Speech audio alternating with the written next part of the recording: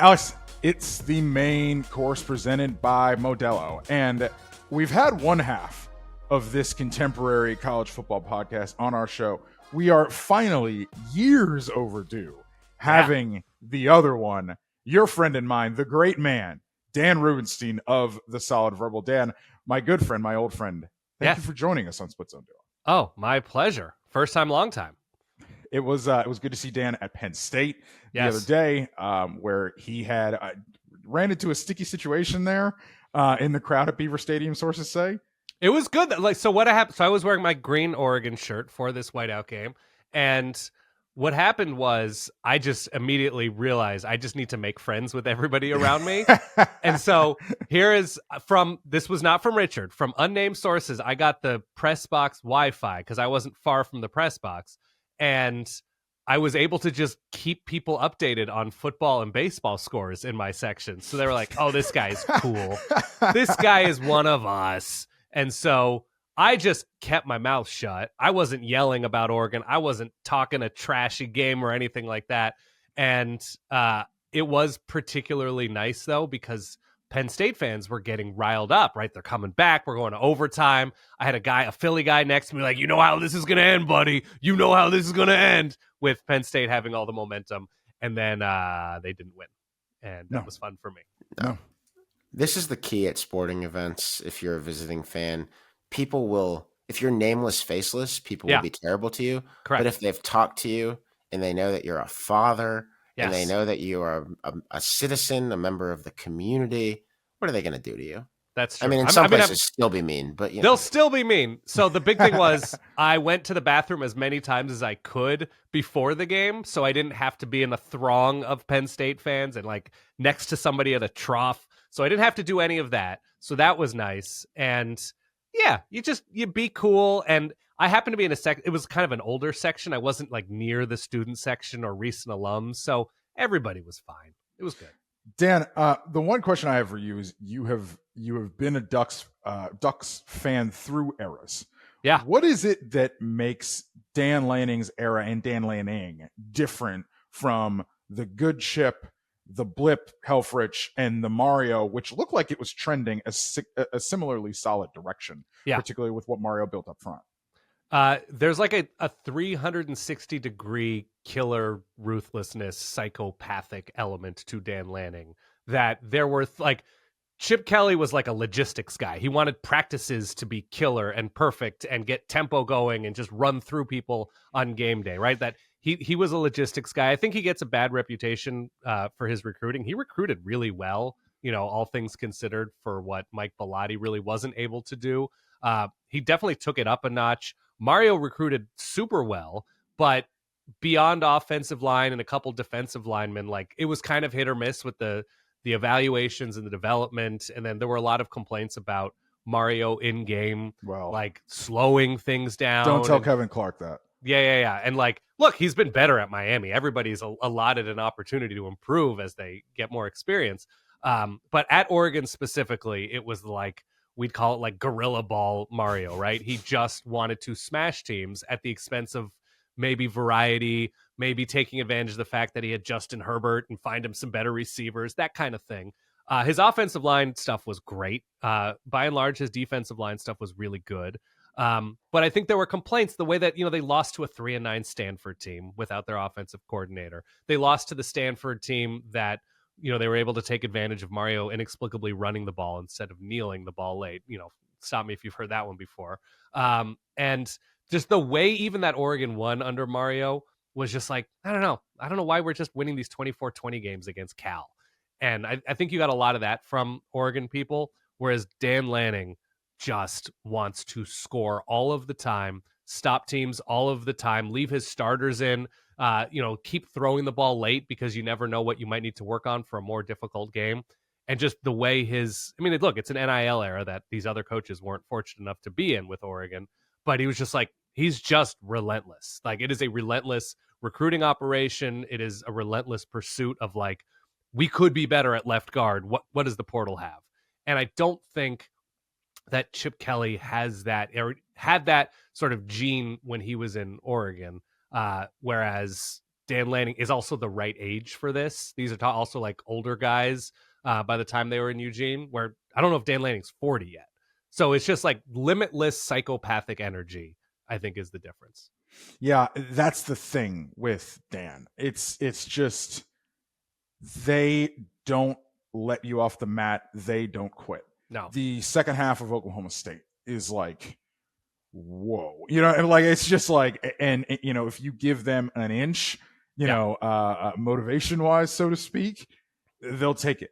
If you watch the Ducks versus Them documentary series that Oregon's in-house media apparatus puts out, it's actually really good to show how they go through the week. I actually talked to Dan about this a couple years ago, about how he, like Kirby, does the thing with like the different mantras every single week and setting the tone a different way every single week. He is really, really good at the you can call it a soft factor or whatever, but the psychoanalysis and the psychology of his team, Dan calibrates that really, really well. And there are like little things that I think are really interesting, like the Penn State mini doc that they put out. They're in a team meeting and Dan is talking about how, Tosh Lupoi and Will Stein, they're the best coordinators in America. They're the best I've ever been around. He's saying that in front of the team. He asked the entire team with Dante Moore standing there, do we all believe in Dante Moore? And the whole team says yes. And then he asked Dante when he's standing there, like, how does that feel? It's like little edgewise things, besides the fact that they are clearly physically superior than pretty much everybody in college football. Yes, that matters, obviously. But when you are trying to get to where Oregon wants to go, again, it's not just Big Ten championship. It's the last team standing in mid-January. There are little things that have to happen to set you apart more than just what happens on the field. There's also an element, just while we're on this, that, look, I have a 6-year-old who plays soccer, and I see what these teams look like, and every single child needs a fire lit under them, because the name of the game, whether you're 6 or you're 20, is getting people to care. Right? You mentioned what he does in terms of like empowering his coordinators and, showing the belief. But if whatever tricks you need to use, whether you're loud, whether you're quiet, whether you know a person and what makes them tick, it's how do I get them to care? Are they a volume person? Are they an intellectual person? Whatever it is, it's how do you get them to want to be there and work hard? And so one of the things that I think may be overlooked, and I don't think it's wrong to look at Oregon as like, they're thriving in the NIL era. Excuse me. That wasn't an intentional cough to like signal something. I actually had to cough. Oregon hasn't lost starters to the portal. And look, they take care of their starters, I'm sure, very handsomely. But there is a culture, it seems, we all see the propaganda that they put out, but it seems that players don't want to leave unless it's clear that they're not going to play. Like I think their backup quarterback, Austin Novosad, has not played a single meaningful snap and has been there for 3 years. And he was a blue chip quarterback from Texas. There is a lot of that the secret sauce in the NIL era is not just culture, but a culture that like people want to stay within. And it has worked really well at Oregon. I think the one of the clearest examples of Oregon's culture is getting the best out of Bear Alexander. Bear Alexander is a guy, obviously, he's been a lot of places. You call him a flight risk, whatever, but he was at Georgia, and there's some familiarity between him and this staff. And when we did our Big Ten preview, you kind of joke about, well, if they can get Bear Alexander to put – Bear Alexander was probably the best player on the field for Oregon, at least defensively, against Penn State, for instance. They are getting the most out of him, and that is a point to Oregon's culture. Yeah, I mean, look. They've taken guys, and this is probably recruiting connections from Dan Lanning from way back when, or some of these coaches. Like Evan Stewart was considered to be not a disappointment at Texas A&M, but you're like, is he ever going to be healthy? He's obviously not healthy this season. Evan Stewart was the reason why Oregon beat Ohio State and Eugene last season. You look at somebody like Jordan Birch, like 5-star South Carolina, wasn't consistently like that game changer, but good, comes to Oregon, drafted highly. Bo Nix, erratic at Auburn, considered to be somewhat of a disappointed, benched in his final season at Auburn, goes to Oregon and thrives. Is taken in like the first 15 picks of the NFL draft. Just beat the Super Bowl champs, I believe. So there is something that like, it's not rehab specifically, but it's stable ground that you're not always getting other places. I think it's interesting that other coaches seem to have realized that Lanning is, in a complimentary way, a bit insane. Kurt ain't talking mess this week. Kurt is not talking this week. No, he was like him a phenom, as great a young phenom as we've seen. Yep. And someone asked him a question about Oregon's dollars, and knowing the Mike Gundy subplot from earlier this year, Curt Cignetti was like, I don't know their resources. All I know is they've got a lot of great players, which is an interesting thing to hear because football coaches lie to us, the public, and Oregon does have Oregon has an extensive propaganda operation that would make certain autocratic governments blush about the way that it presents itself. But Curt Cignetti, frankly, does not seem like a kibitzer. Curt Cignetti tells it more or less like it is. I think that's his Pittsburgh blood, and he is clearly afraid of saying something that could be turned into Oregon rage factory bait. And so I guess I believe it, Dan, that Dan Lanning really is just like this. Yeah, look, he wants that red meat. He wants it at all times, and he is like what seems to be a firm believer that he can use anything, he can outwork anyone. There's like the old story, just because you mentioned Pittsburgh, of him basically driving across the country because Todd Graham, I believe, said something like, hey, man, if you're ever here, look us up and would love to talk. And he just, okay. And he drove across the country. That was like the one response he got when he sent out 1,000 letters. Whoa. Did I just hear a good story about Todd Graham?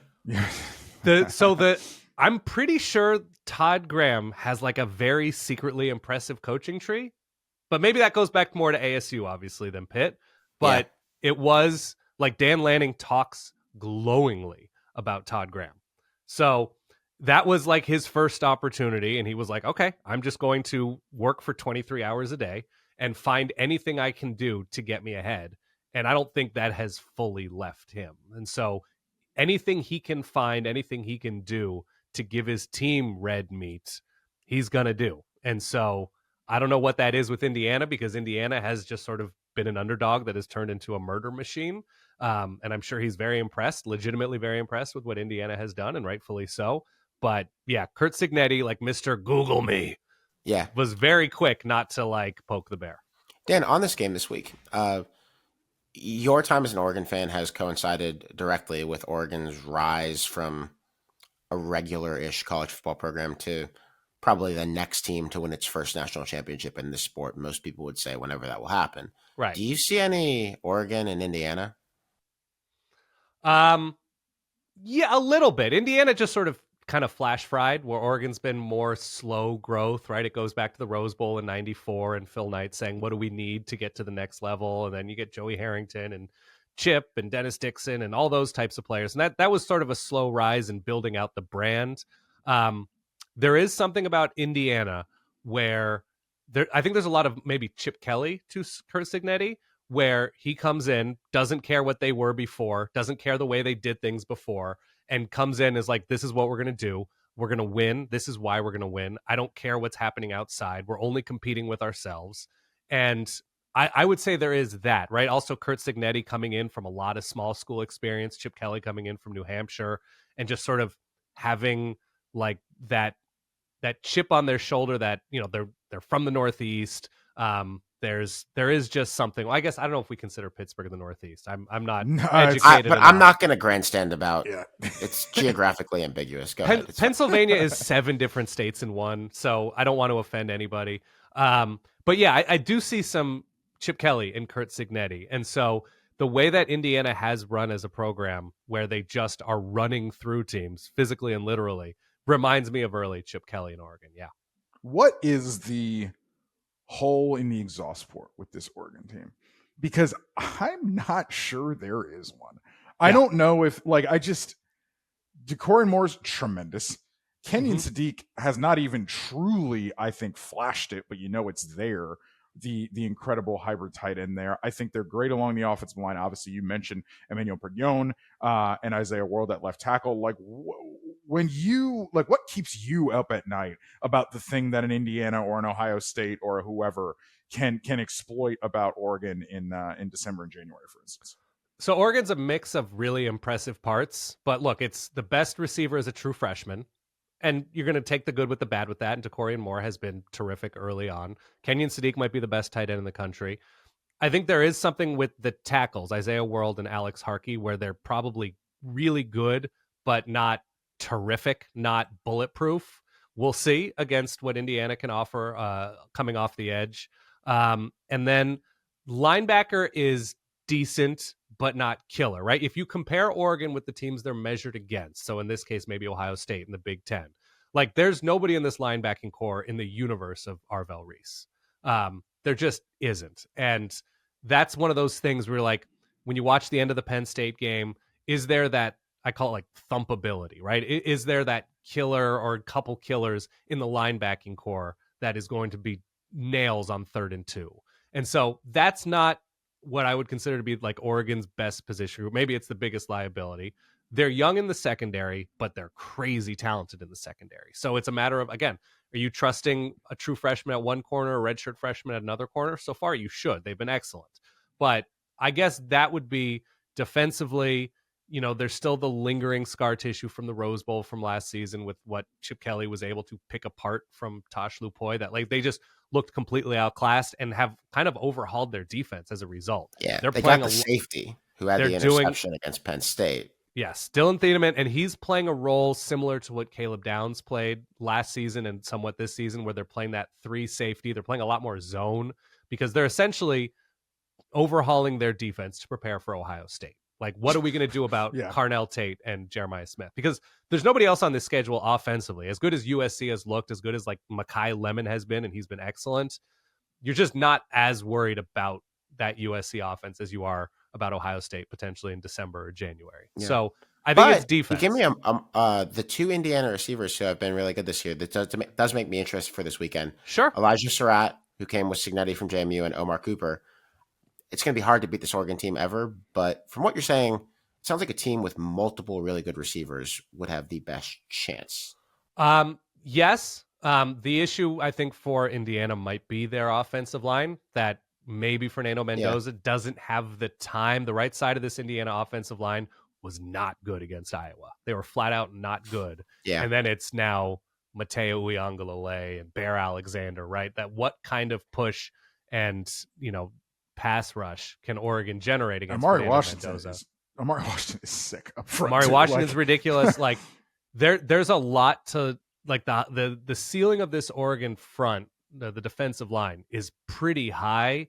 And Fernando Mendoza, by the way, has played and struggled in Autzen Stadium before. And that's Cal. It's a different team. That's a different scenario. And I think it's probably a positive thing for him that he has that experience. This is a game day game. This is going to be a loud Autzen Stadium. And I think Indiana's really good. I think Indiana's going to do good things against Oregon, but not for 4 quarters. And I think that is probably the difference, that you need to be able to step into the pocket and get a pass off if, Cooper and Surratt are going to do something. So one thing about Mendoza is I think Mendoza's really accurate. Yeah. But he can be sped up, right? Yep. That's what I would did. He can be sped up. Now, the other thing that I'm concerned about with Indiana is like there is an avalanche factor and a game management factor when you talk about the 4th downs, like when they were losing to Washington a few years ago, like I could not stop gushing about Dan Lanning from a game management perspective, right? Despite the fact that they lost those games, for instance. Obviously, Curt Cignetti is a pretty good game manager too, and they're good in the 3rd phase as well as Indiana. That's where I'm interested in how these 2 teams match up. Hidden yards, all those things that are edgewise factors to winning football games. That's what I'm really curious about, how the matchup here in this game. Something that this is sort of a half-baked thought, as most of my thoughts are, but with this game and with Indiana specifically. How's Indiana away from home been under Curt Cignetti? They're not a killer every week. So here's what Indiana is away from home. They're a team that scored 3 points in a playoff game for basically 58 minutes against Notre Dame, right? It was 3 points until like a minute and a half left in that game. But I mean, you're forgetting 14 or whatever in the other 1 minute, Yeah, I am forgetting those crucial 14 points when you were down 27-3 or something. Ohio State was a struggle, right? Couldn't protect Curtis Rourke at all. Couldn't do anything. Yeah. Couldn't do anything. That was away from home, if memory serves. They played Michigan, I believe, at home.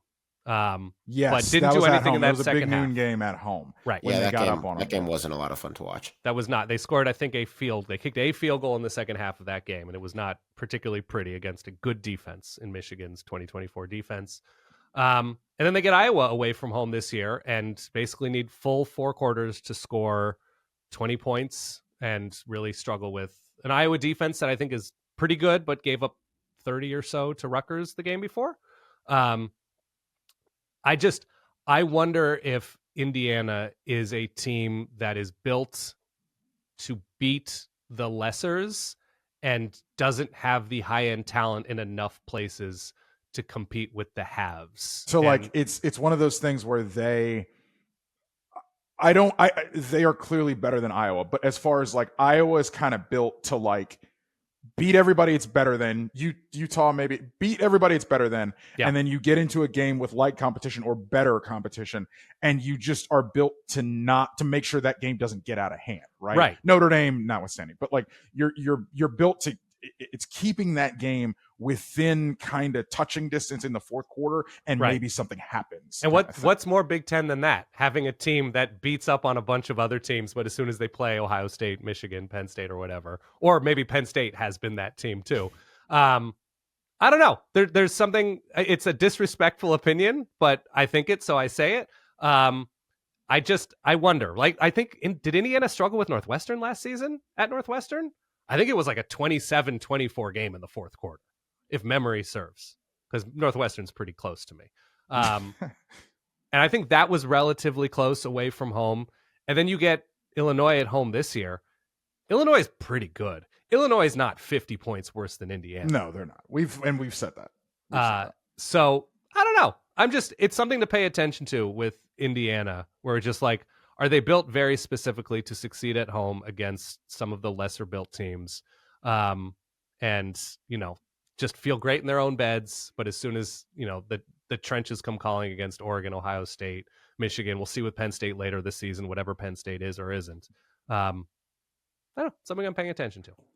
You're taking Oregon, I guess, to win this game. Yes. I am also taking Oregon to win this game. That is. Oh, well, then no I'm taking surprise. Indiana to make sure that we don't get in trouble. Done. That's fair. I think Oregon is approximately the best team in the country. There's only 2 teams that I really think can have a conversation about that, and I think one of them we're gonna figure that out in Indianapolis the first weekend in December. So I'm excited for this one. It's going to be great. I think Indiana coming off a bye will have a little something. I am also paying attention to the fact that betting line is steaming down, by the way. Is there something? 10, I think there's something weird about it, though. Hold on. Started Ty at messaged 10, me early. and it's down to 7.5. So curious. It was okay. 55% of the bets are on Indiana. 91% of the money is on Oregon. Whew. So, What that would sometimes say is that vanity bettors are picking Indiana, but the people who know. yes, People know a little something. generally people who know bet more, but That's not yes, always, yes. right? Sometimes Oregon people off who a bye too, as well. Yeah. By the way. Yes. Sometimes people who don't know bet more, and that's a problem. Yes, really that's the good. issue. It's good- Yeah, it's good for the gaming industry when that happens. correct. It's good for our industry that this game is happening. Indiana, Oregon, America's most watched network, by the way, 3:30 Eastern. That's true. CBS, big time on CBS, as they say. Excited for it. Excited to have you, Dan, as always. The Solid Verbal is, quite frankly, the Solid Verbal's existence is one of the things that paved the way for this show's existence. 100%. Dan and Ty are OGs in the game. Dan, thanks for joining us. Love you. Great to talk to you. My pleasure. Love you guys too. Thanks for watching this clip of our podcast. You can listen to the complete episode by clicking the link in the description or by visiting splitzoneduo.com. We put out new episodes every week, and we have bonus episodes for splitzoneduo.com subscribers.